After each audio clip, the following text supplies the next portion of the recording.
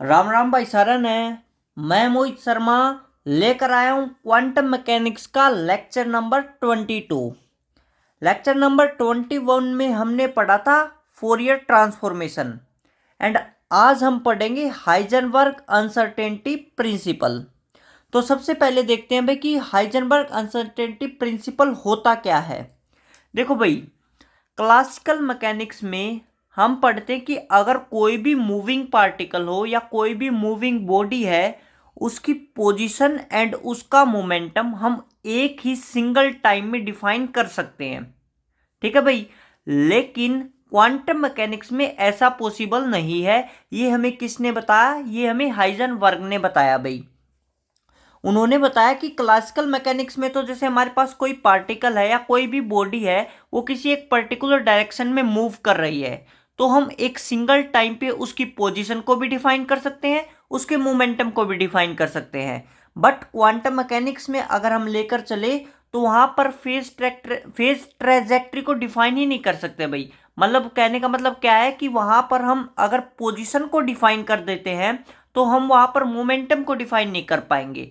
अगर हम वहाँ पे मोमेंटम को डिफाइन कर देते हैं तो वहाँ पे हम पोजीशन को डिफाइन नहीं कर पाएंगे।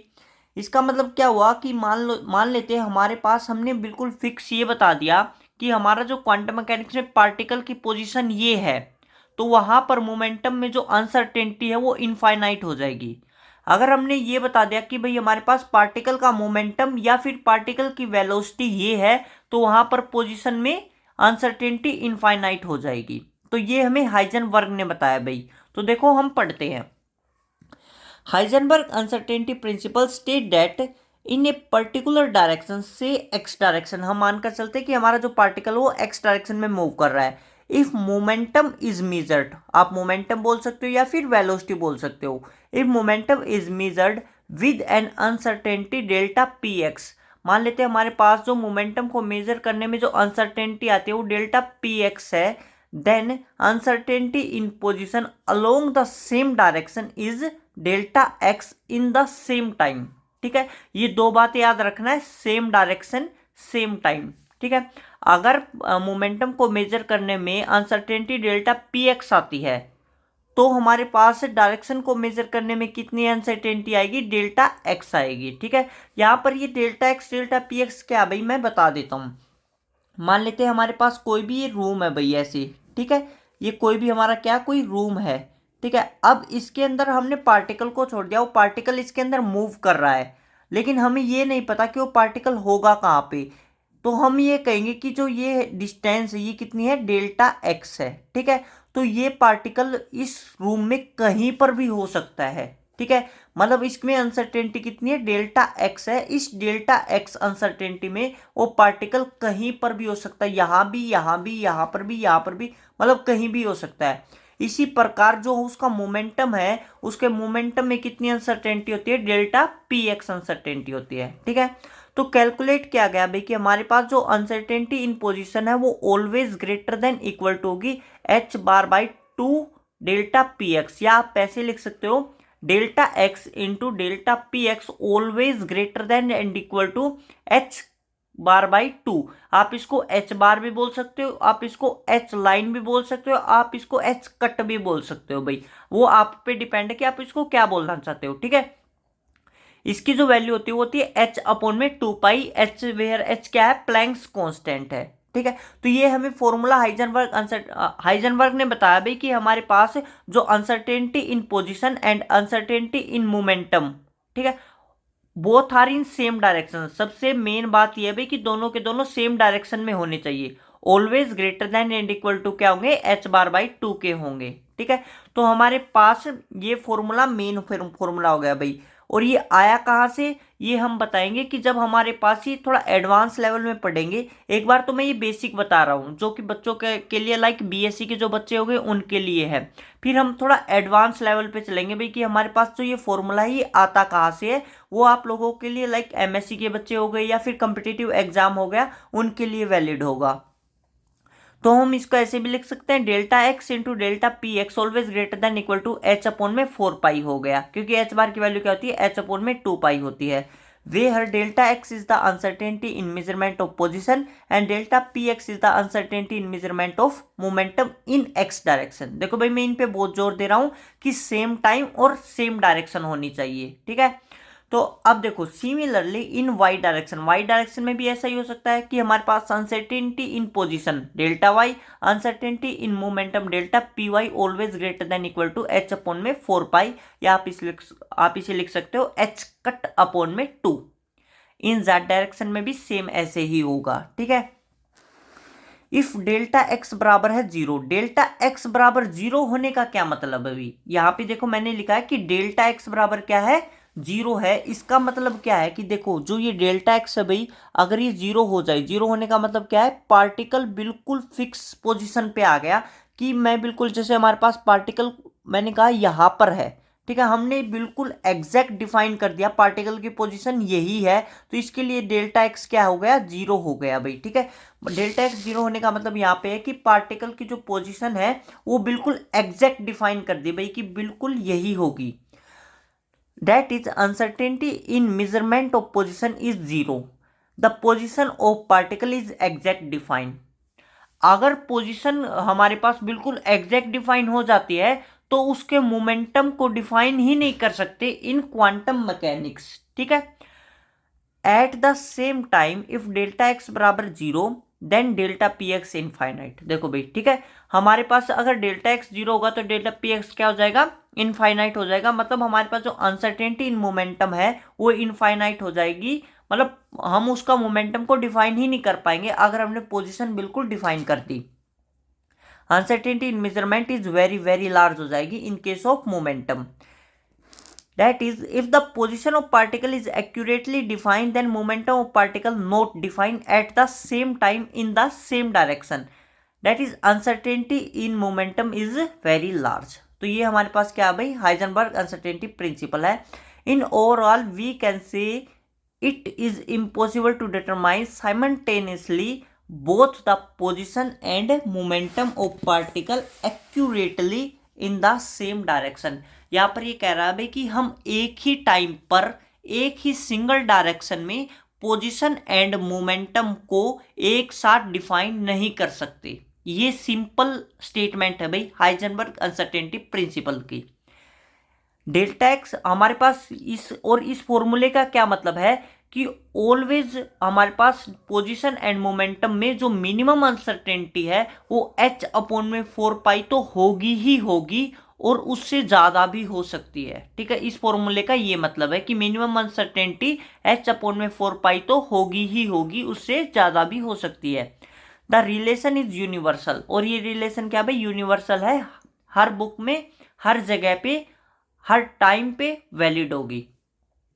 The relation is universal and is applicable to all pairs of canonical conjugate whose product has dimension of action. ये कह रहा कि हमारे पास कोई भी कैनोनिकल कॉन्जुगेट होंगे जिनका जो डायमेंशन वो क्या होगा, एक्शन होगा। एक्शन मतलब हमारे पास क्या हो गया, जिनका डायमेंशन जूल सेकंड होगा, उन सभी कॉन्जुगेट के ऊपर ये एप्लीकेबल होगा, ठीक है। मान लें हमारे पास कोई भी दो क्वांटिटी है भाई, अगर वो दोनों क्वांटिटी का हमारे पास डायमेंशन हमें क्या मिलता है, ये वाला मिलता है m1l2 t की -1, अगर ये हमें डायमेंशन फॉर्मूला मिलता है तो उन सब पे क्या होगा, ये फॉर्मूला एप्लीकेबल होगा। This relation is applicable for all pair of canonical conjugate whose dimension formula this, ठीक है। ये हमारे पास किसका फॉर्मूला होता है, एनर्जी का, m1l2 t की -2, और ये किसका हो गया, सेकंड का, ठीक है। ये जूल है, जूल मतलब एनर्जी, एनर्जी का डायमेंशन फॉर्मूला ये हो गया और टाइम का डायमेंशन फॉर्मूला ये हो गया। इसको सोल्व करेंगे तो ये आएगा, ठीक है भाई। आप देखो अब हमारे पास जो रिलेशन बनते हैं, ये 3 रिलेशन बनते हैं भाई जो इस डायमेंशन फॉर्मूले को फॉलो करते हैं। पहला पोजीशन एंड मोमेंटम, दूसरा एनर्जी एंड टाइम, तीसरा angular displacement and angular momentum. ये 3 हमारे पास ऐसे पेयर बनते हैं भाई जो इस फॉर्मूले को फॉलो करते हैं। तो देखो हम कैसे लिखेंगे, पहला है delta x, delta P x always greater than h upon में 4 पाई। दूसरा है डेल्टा ई, डेल्टा टी का product always greater than h upon में 4 पाई। डेल्टा ई क्या है, uncertainty in energy, delta t क्या है, अनसर्टेनिटी इन टाइम।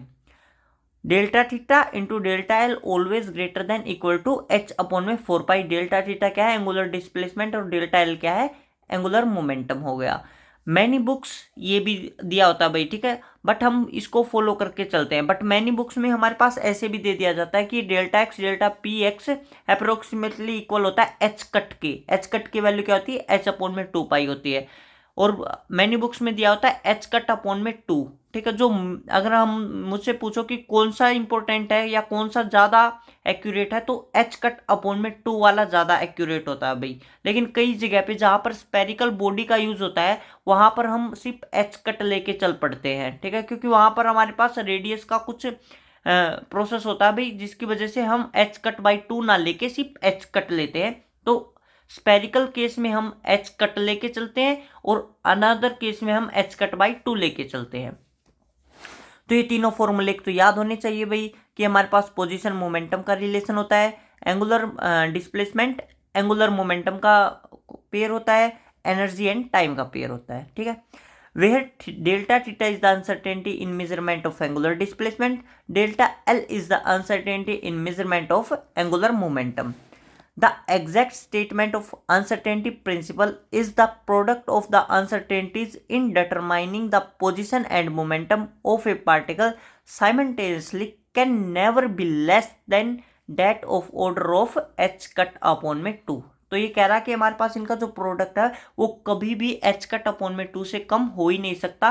जो मिनिमम अनसर्टेनिटी है प्रोडक्ट की वो एच कट अपॉन में 2 होगी और इस हमेशा इससे ज़्यादा ही होगी। और ये किसके लिए होता है, ये मैंने बताया था गॉसियन फंक्शन के लिए होता है, और मैंने ये भी बताया था कि हम इसको प्रूव भी करके दिखाएंगे।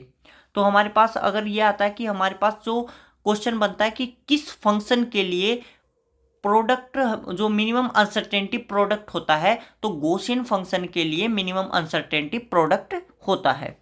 तो delta x delta P x always greater than equal to H bar by 2।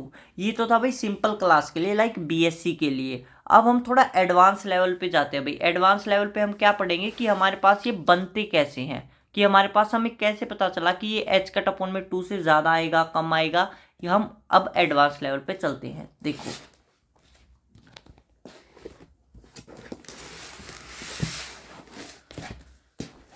तो सबसे पहले हम देखते हैं भाई कि हमारे पास ये फॉर्मूला आता कहाँ से है, ठीक है। इसका जो एग्जैक्ट फॉर्मूला है, जो जनरल फॉर्मूला है अनसर्टेनिटी प्रिंसिपल का, वो हम फाइंड आउट करते हैं। Let A cap and B cap are the Hermitian operator. ये हमारे पास क्या है, हार्मिशियन ऑपरेटर है। The uncertainty in A cap is defined as root mean square value of A cap minus expectation value of A cap. यहाँ पर क्या कह रहा है कि हमें किसी भी हमारे पास कोई भी फिजिकल क्वांटिटी है, अगर हमें उसमें अनसर्टेनिटी निकालनी है तो हम क्या करेंगे, A cap minus expectation value of A cap का रूट मीन स्क्वेयर वैल्यू निकाल देंगे। तो हमें जो रिजल्ट मिलेगा वो क्या होगा, उस क्वांटिटी का अनसर्टेनिटी होगा, ठीक है। उस क्वांटिटी में क्या होगी, अनसर्टेनिटी होगी। तो देखो हमारे पास हमें किसका रूट मीन स्क्वायर निकालना है, A cap minus expectation of A cap. अब यहाँ पर ए कैप की जगह पे आप, ए कैप क्या है, ये ऑपरेटर है, आप इसकी जगह पे मोमेंटम ऑपरेटर ले सकते हो, पोजीशन ऑपरेटर ले सकते हो, एंगुलर मोमेंटम ऑपरेटर ले सकते हो, एनर्जी ऑपरेटर ले सकते हो, आप कुछ भी ले सकते हो। तो वो हमारे पास अगर हम इसका रूट मीन स्क्वायर निकाल देते हैं तो हमारे पास क्या आ जाता है, अनसर्टेनिटी इन एनी ऑपरेटर आ जाता है। तो देखो कैसे निकलता है ये रूट मीन स्क्वायर को कैसे लिखते हैं भाई, स्क्वायर के मीन का रूट। मतलब हम क्या करेंगे, पहले स्क्वायर करेंगे, फिर उसका मीन करेंगे, फिर उसका रूट करेंगे। तो हमने ऐसे ही किया है। अनसर्टेनिटी को किससे रिप्रेजेंट किया जाता है, डेल्टा ए से रिप्रेजेंट किया जाता है। तो हमारे पास क्या हो जाएगा, स्क्वायर, स्क्वायर का देखो हमने इसका स्क्वायर कर दिया भाई। हमें इसका क्या करना है, इस पे रूट मीन स्क्वायर निकालना है, तो इसका स्क्वायर कर दो। A cap minus expectation value of A cap का स्क्वायर, फिर उसका मीन कर दो, हमने मीन कर दिया, और फिर उसका क्या कर दो, रूट कर दो, ठीक है। इसको ऐसे पढ़ा जाता है स्क्वायर के मीन का रूट। हमने ऐसे ही किया, और हम रूट मीन स्क्वायर ही क्यों लेके चलते हैं, क्योंकि रूट मीन स्क्वायर में अनसर्टेनिटी मिनिमम होती है। तो देखो हमने क्या किया, बोथ साइड स्क्वायर किया, तो हमारे पास ये कंडीशन आ गई भी। अब हमने इनको अलग कर लिया, क्योंकि यहाँ पे स्क्वायर है तो अलग अलग कर दिया। A cap minus expectation value of A cap into A cap minus expectation value of A cap, और इस सारे का क्या है, मीन चल रहा है। मीन कह लो या एक्सपेक्टेशन वैल्यू कह सकते हो। तो अब देखो भाई, हमने इसकी मल्टीप्लाई इसके साथ की, इसकी मल्टीप्लाई इसके साथ की, इसकी मल्टीप्लाई इसके साथ की, इसकी मल्टीप्लाई इसके साथ की, तो हमें ये रिजल्ट मिल गया भाई। अब देखो यहाँ पर देखो भैया हमारे पास expectation value of A cap है और expectation value of A cap है, या फिर हमारे पास ये चल रहा है जैसे हमारे पास ये आ गया expectation value of A cap और फिर उसका भी एक्सपेक्टेशन है, तो हमारे पास अगर ऐसी कंडीशन बन रही है तो ए एक्सपेक्टेशन ही हो जाता है। तो जब हम इसको सोल्व करते हैं तो हमें क्या मिलता है भाई, ए स्क्वेयर की expectation minus expectation of A into expectation of A minus expectation of A into expectation of A plus expectation of A का स्क्वेयर। ये दोनों अलग अलग क्वांटिटी है भाई, ये रिमेंबर रहना चाहिए। ये ए स्क्वेयर की एक्सपेक्टेशन वैल्यू है और ये ए एक्सपेक्टेशन वैल्यू ऑफ ए का स्क्वेयर है, ठीक है। तो अब देखो हमारे पास ये क्या होगा भाई, एक्सपेक्टेशन ए स्क्वेयर की एक्सपेक्टेशन वैल्यू माइनस एक्सपेक्टेशन ए का स्क्वेयर ये वाली, और यहाँ पे हमारे पास क्या हो जाएगा, इनका सॉरी हमने क्या किया, इनकी मल्टीप्लाई कर दी, इनकी भी मल्टीप्लाई कर दी, और ये हमारे पास प्लस में ऐसे चल ही रहा है, तो हमारे पास इससे कैंसिल आउट हो जाएगा। तो क्या बच गया, खाली ए स्क्वेयर की एक्सपेक्टेशन वैल्यू माइनस एक्सपेक्टेशन ए का स्क्वेयर, और यहाँ पे स्क्वेयर था तो इस साइड आके रूट हो जाएगा। तो कोई भी अनसर्टेनिटी हमें निकालनी हो वो हम इस फॉर्मूले से निकालते हैं। अब ये फॉर्मूला अच्छे से रिमेंबर होना चाहिए, आगे जब भी हम इसका यूज़ करेंगे तो हम डायरेक्ट फॉर्मूला लिखेंगे, ठीक है। जैसे हमें अगर पोजीशन ऑपरेटर का एक्सपेक्टेशन अनसर्टेनिटी निकालनी है तो क्या लिखेंगे, डेल्टा एक्स बराबर होगा एक्स स्क्वेयर की expectation value minus x expectation value F expectation value of x का स्क्वेयर अंडर द रूट, ऐसे लिखा जाएगा। और ये हमारे पास ऐसे भी निकाल सकते हैं भाई, लाइक हमें क्या निकालना है, एक्स कैप निकालना है। एक्स कैप क्या हो जाता है, integration of Sai star x Sai D x, ये हम पढ़ भी चुके हैं। एक्स स्क्वेयर की एक्सपेक्टेशन वैल्यू निकालनी है तो क्या हो जाएगा, Sai star integration of Sai star x square Sai D x, और एक्सपेक्टेशन वैल्यू ऑफ एक्स का स्क्वेयर निकालना है तो क्या हो जाएगा, integration of Sai star x Sai D x का स्क्वेयर हो जाएगा, ठीक है। आई होप ये आप समझ पा रहे हो भाई कि हमारे पास एक्स स्क्वेयर अलग है और एक्स अलग है। इसी प्रकार डेल्टा बी हो जाएगा भाई, डेल्टा बी की हमारे पास जो अनसर्टेनिटी है वो कितनी हो जाएगी, under the root B square की expectation value minus expectation value of B का स्क्वेयर हो जाएगा। तो अब जो जनरल फॉर्मूला है भाई, वो जनरल फॉर्मूला क्या है अनसर्टेनिटी का, delta A dot delta B always greater than equal to, इसको कैसे पढ़ा जाएगा, mod of expectation value of commutator value of A and B. मतलब इसको कैसे किया जाएगा, स्टार्टिंग में हमारे पास कोई भी दो ऑपरेटर दे रखे हैं भाई, लाइक पोजीशन एंड मोमेंटम ही मान लेते हैं, तो सबसे पहले उसका कम्यूटेटर करो, ठीक है, फिर उसका एक्सपेक्टेशन वैल्यू निकालो और फिर उसका मोड करो और डिवाइड बाई 2 करो। ये इसका क्या है भाई, जनरल फॉर्मूला होता है, ये रिमेंबर होना चाहिए भाई आपको, ठीक है। अब देखो भाई, अब हम फाइंड आउट करते हैं कि हमें वो एच बार जो हमें एच बार बाई 2 मिला था वो कैसे आया था, वो देखो। केस वन में हमारे पास मान लेते हैं हमारे पास जो ए ऑपरेटर है वो एक्स के बराबर है, पोजीशन हो गया, और बी ऑपरेटर है वो मोमेंटम के बराबर हो गया। आपको ये फॉर्मूला ध्यान होना चाहिए भाई। तो हमारे पास देखो क्या बन जाएगा, delta X cap plus into में delta P x always greater than equal to, हमने क्या किया, एक्स कैप पी एक्स, ठीक है, का कम्यूटेटर किया, फिर उसका एक्सपेक्टेशन किया, फिर उसको मोड किया, डिवाइड बाई 2 हो गया। अब ये आपने पढ़ रखा है कि एक्स पी एक्स का कम्यूटेटर वैल्यू कितना होता है, आयोटा एच बार होता है, और फिर हमने इसका एक्सपेक्टेशन किया, मोड किया, डिवाइड बाई 2। अब आयोटा एच बार क्या है, कांस्टेंट है, तो आयोटा एच बार का कांस्टेंट का एक्सपेक्टेशन वैल्यू वही होता है, सेम होता है, तो हमारे पास इसकी क्या आ जाएगा, आयोटा एच बार ही रह जाएगा, और फिर उसका मोड कर रखा है, ठीक है, और आयोटा का मोड ऑलवेज इक्वल टू किसके होता है, 1 के इक्वल होता है, तो सिंपल क्या बच जाएगा, एच कट बाई 2 बच जाएगा।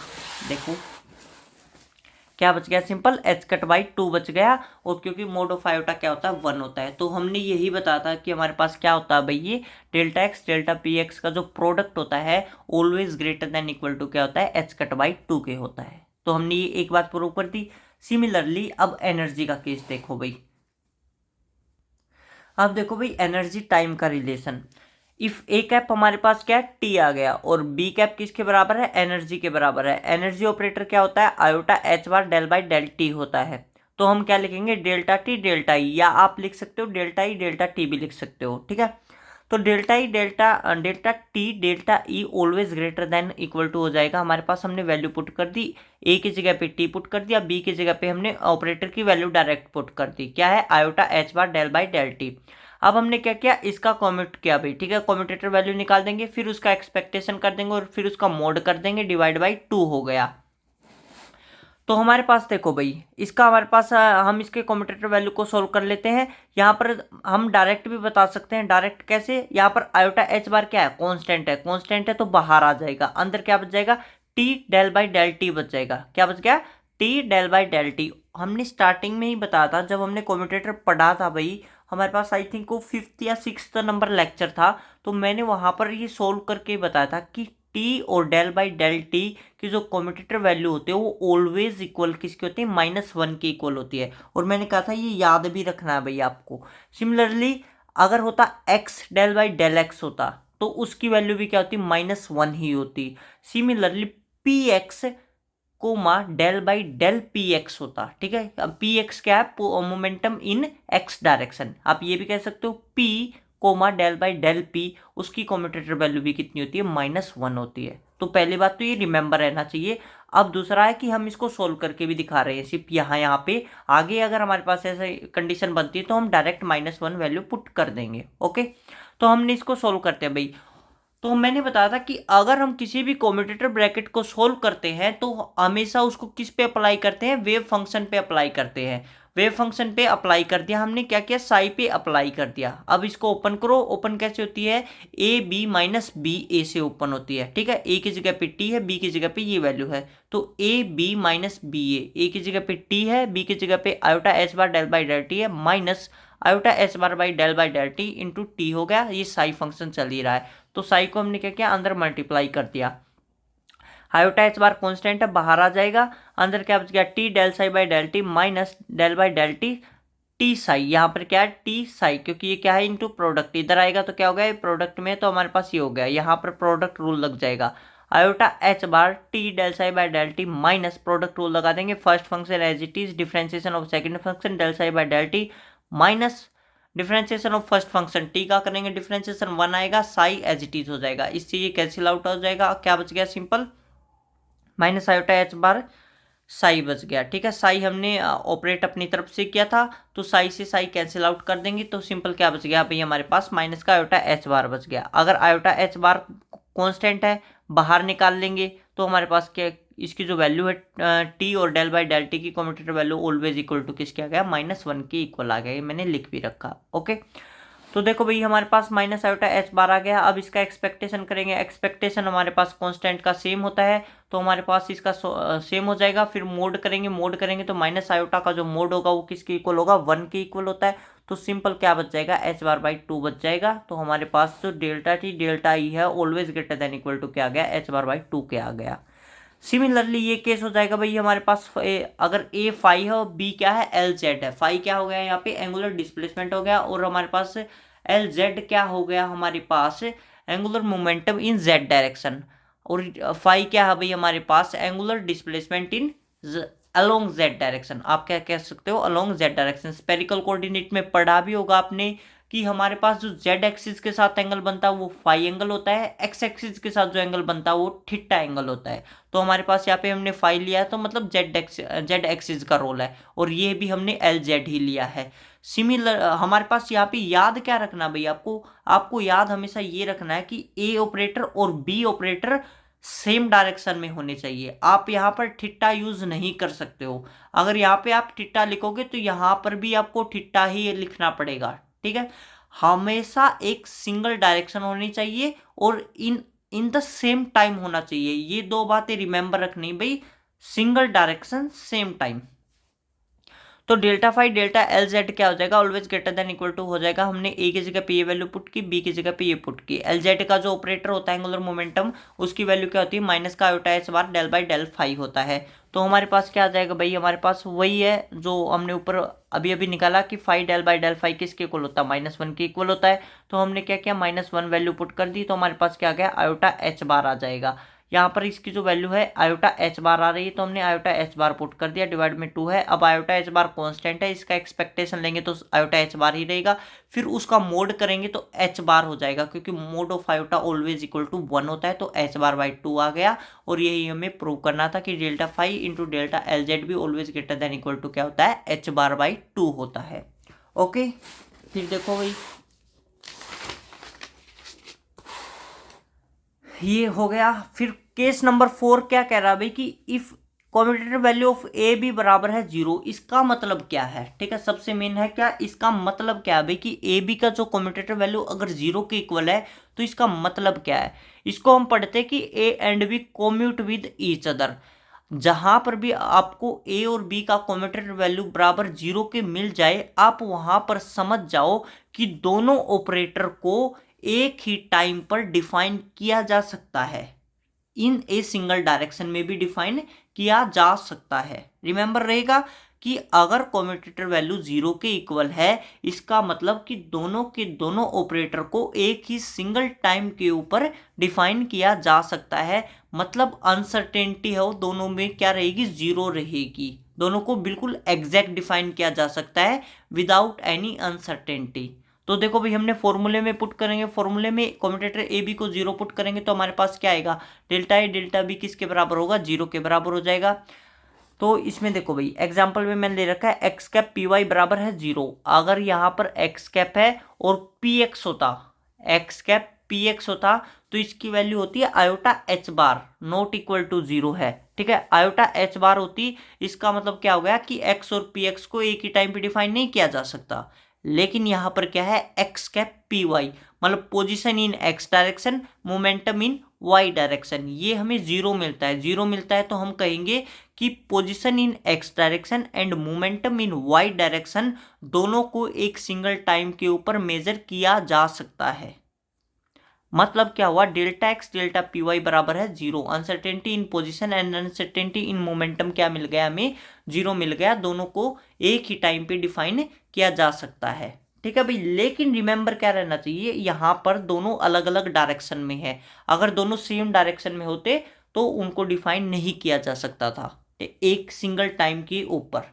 अगर दोनों अलग अलग डायरेक्शन में है तो उनको डिफाइन किया जा सकता है। ये सब प्रिंसिपल का ही ठीक है, प्रिंसिपल में ही आता है भाई कि हमारे पास अगर अलग अलग डायरेक्शन में तो डिफाइन कर देंगे, सेम डायरेक्शन में तो डिफाइन एग्जैक्ट डिफाइन नहीं हो सकते। इसलिए if commutator value of A B बराबर है 0 then we can measure A and B exactly simultaneously. ठीक है, तो हमारे पास यहाँ पे हाइजेनबर्ग अनसर्टेनिटी प्रिंसिपल कंप्लीट होता है। नेक्स्ट वीडियो में हम करेंगे एप्लीकेशन। ठीक है, एप्लीकेशन ऑफ अनसर्टेनिटी प्रिंसिपल की ग्राउंड स्टेट एनर्जी हमारे पास हार्मोनिक ऑसिलेटर में क्या होती है, ग्राउंड स्टेट ऑफ एनर्जी हमारे पास हाइड्रोजन एटम में क्या होती है, जो हमारे पास इलेक्ट्रॉन है वो न्यूक्लियस में क्यों एग्जिस्ट नहीं कर पाता है। ये सारी एप्लीकेशन अनसर्टेनिटी प्रिंसिपल की है जो कि हम नेक्स्ट वीडियो में करेंगे। अगर आपको वीडियो अच्छी लगती है तो लाइक करें, शेयर करें। Okay, thank you.